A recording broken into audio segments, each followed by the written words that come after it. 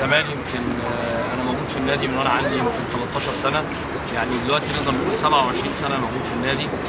بتشرف ان انا بنتمي لاسره من اسر كره السله، اسره سليم، خالي الدكتور اسماعيل سليم طبعا.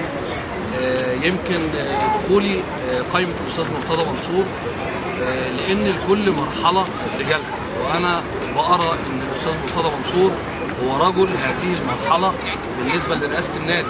المستشار احمد جلال ابراهيم كوجه جديد بينتقل من العضويه لنائب الرئيس، عايزين الكوادر الصغيره تبقى موجوده، فهو برضه رجل هذه المرحله المستشار احمد جلال ابراهيم.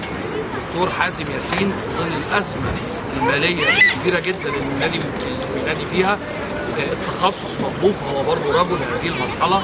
ايضا بالنسبه للمجموعه اللي موجوده في العضويه كلهم برضو رجال هذه المرحله تحت السن. احمد مرتضى سيف العماري برضو رجال هذه المرحله.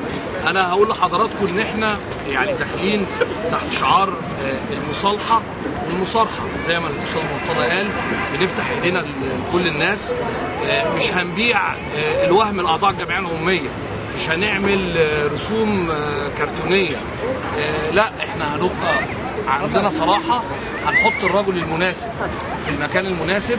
عضويه مجلس اداره نادي الزمالك ما بقتش واجهه اجتماعيه خاصه في المرحله دي، احنا داخلين تحت شعار انقاذ الذات، وان احنا كلنا ايدينا في ايدين بعض عشان نعيد نادي الزمالك لمكانته الطبيعيه. بشكركم واسف اذا كنت قطعت.